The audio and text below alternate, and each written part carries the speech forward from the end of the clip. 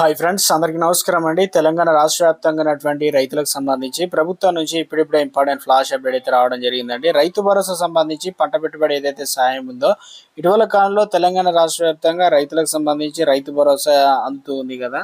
అయితే దీనిపైన ప్రభుత్వం నుంచి మరొక అప్డేట్ అయితే రావడం జరిగింది.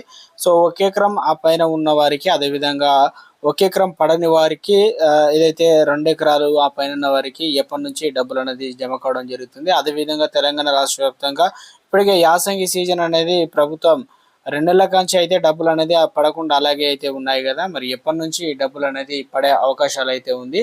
ఇందుకు సంబంధించి చూసుకున్నట్లయితే మొత్తం మీద తెలంగాణ రాష్ట్ర వ్యాప్తంగా సీఎం రేవంత్ రెడ్డి ఈ నెల 22వ తేదీ నుంచే సిద్దిపేటలోని నర్మేట్లో జరిగినటువంటి బహిరంగ సభలో రైతులకు భరోసా అయితే తొలి విడత నిధులు అనేది విడుదల చేసిన విషయం అందరికీ తెలిసిందే కదా. దాదాపుగా వచ్చేసి 68.89 లక్షల మంది రైతులకు 3,446 కోట్లు జమ చేయడం జరిగిందనమాట. సో ఈ విషయం అందరికీ తెలిసిందే. అయితే ప్రభుత్వం ఈ 2-3 రోజుల నుంచి రైతులకు రైతు భరోసా డబ్బులు కూడా జమ కావడం జరుగుతుంది.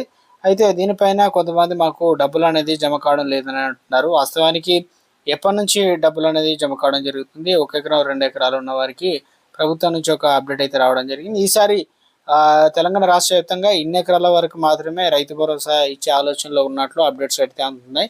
ఎవరెవరికి ఇవ్వబోతున్నారు, అదేవిధంగా తెలంగాణ రాష్ట్ర వ్యాప్తంగా రైతు భరోసా ఒకవేళ పడకపోతే ఏం చేయాలనే దానిపైన కూడా అప్డేట్ అనేది ఇచ్చే ప్రయత్నం చేశారు.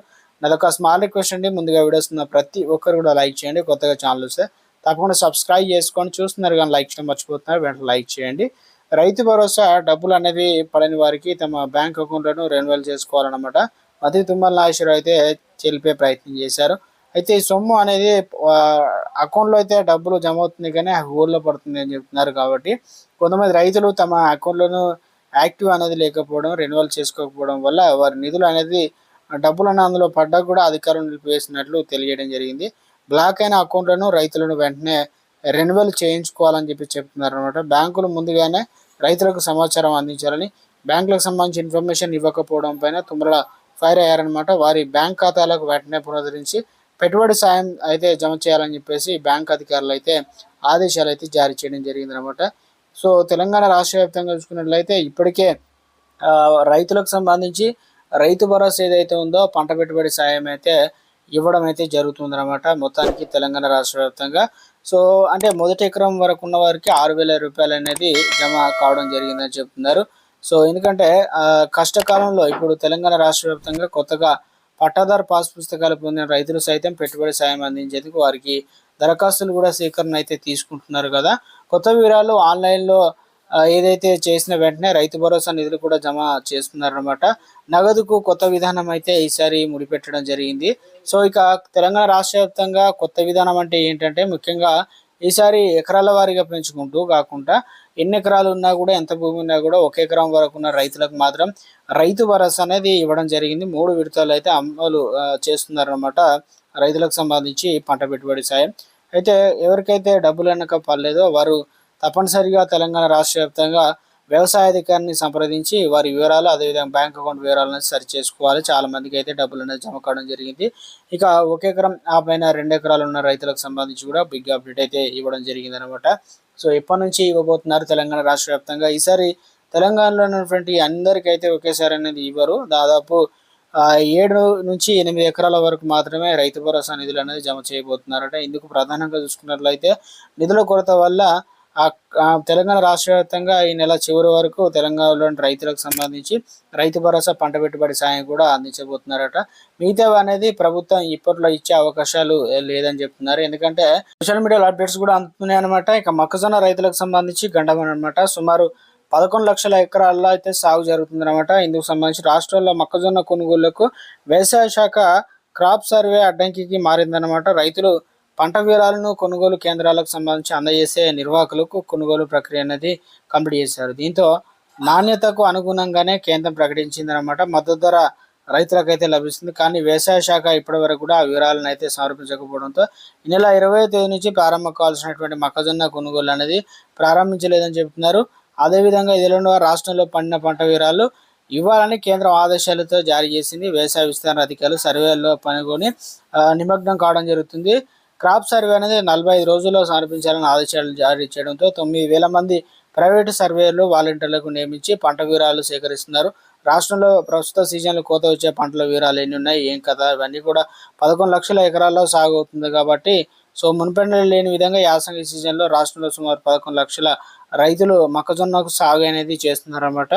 దీంతో రైతులకు సంబంధించి అంచనా కంటే ఎక్కువ మొత్తంలో స్టాక్ అనేది రాబోతున్నట్లు ఇవన్నీ కూడా క్రాప్ సంబంధించి అప్డేట్ అయితే ఇవ్వడం జరిగిందండి.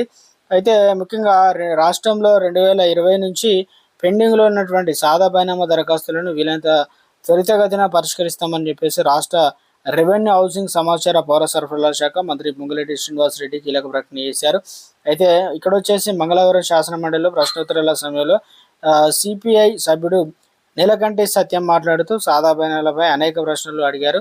ఇందులో ప్రధానంగా సాదా బైనామాలు అమలు పరిచినటువంటి వాస్తవ యజమాని నుంచి అఫిడవిట్ లేదా సంతకం కోసం క్షేత్రస్థాయిలో అధికారులు పట్టుబడుతున్నారని సభ దృష్టికి తీసుకురావడం జరిగింది. దీంతో మంత్రి పొంగులేటి శ్రీనివాసరెడ్డి ప్రస్తుతానికి అఫిడవిట్ సమర్పించాల్సి అయితే ఉంటుందని స్పష్టం చేయడం జరిగింది. ఆనాటి బీఆర్ఎస్ ప్రభుత్వంలో సాదా బైనాలకు సంబంధించి దరఖాస్తు స్వీకరించినా కానీ 2026 అంటే 20లో వచ్చినటువంటి ఆర్ఆర్ చట్టం ఏదైతే ఓఆర్ఆర్ చట్టం ఉందో ఇక ఆ చట్టంలో భాగంగా పరిష్కారం మార్గం చూపించలేదని చెప్పి చెప్పడం జరిగింది.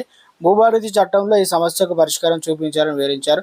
కొనుగోలుదారులు, అమ్మకందారులు ఇద్దరి నుంచి అఫిడవిట్లు తీసుకోవాలని నిబంధన పొందుపరచడం వల్ల క్షేత్రస్థాయిలో సమస్యలు ఎదురవుతున్నాయని చెప్పేసి వీటిని దృష్టిలో పెట్టుకొని కొనుగోలుదారులకు సంబంధించి మాత్రమే అఫిడవిట్ అనేది తీసుకోవాలని ప్రభుత్వం నిర్ణయించిందనమాట. ఈ మేరకు జీవో 76 విడుదల చేసినట్లు వెల్లడించారు. రాష్ట్రంలో 9 లక్షల పైగా దరఖాస్తులు పెండింగ్లో ఉన్నాయని చెప్తున్నారు. మొత్తానికి తెలంగాణ రాష్ట్ర వ్యాప్తంగా రైతులకు సంబంధించి పంట పెట్టుబడి ఏదైతే ఉందో ఇప్పటికే సాయం అయితే అందిస్తున్నారు. కొత్తగా పట్టాలు వచ్చిన వారికి కూడా దరఖాస్తు చేసుకోవడానికి అవకాశం అయితే కల్పించారు.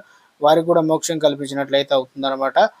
మొత్తానికి తెలంగాణ రాష్ట్ర వ్యాప్తంగా ఉన్నటువంటి రైతులకు సంబంధించి ఏదైతే పంట పెట్టుబడి సాయం అయితే అందిస్తుందో అదేవిధంగా కొత్త పథకాలకు సంబంధించి కూడా అప్డేట్స్ కూడా ఎప్పటికప్పుడు అయితే అందుతూ ఉన్నాయన్నమాట. ఇక మరొక అప్డేట్ అయితే రావడం జరిగిందండి. తెలంగాణ రాష్ట్ర వ్యాప్తంగా రైతులకు సంబంధించి ఏదైతే రైతు రుణమాఫీ అనేది జరిగింది, అయినప్పటికీ కేంద్రం నుంచి రైతు రుణమాఫీ ఈసారి చేస్తారని చెప్పి చాలామంది అయితే అడిగారనమాట.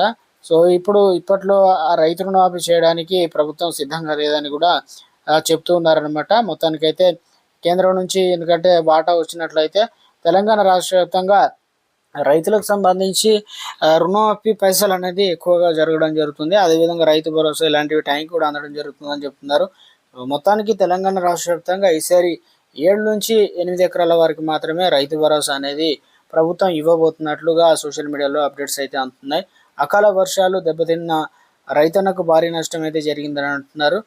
ఇక ఒక రైతు అయితే భజరత్ నగర్ చెందిన రైతు అయితే బొమ్మత్ చందర్ తన 3 ఎకరాల పంట మొక్కజొన్న చేశారు. అందులో 2 ఎకరాలు పూర్తిగా నేల కూలిపోయింది. చేతికి వచ్చిన పంట కళ్ళ ముందు నేల కావడంతో రైతులు కన్నీరుగా విలిపిస్తున్నారన్నమాట.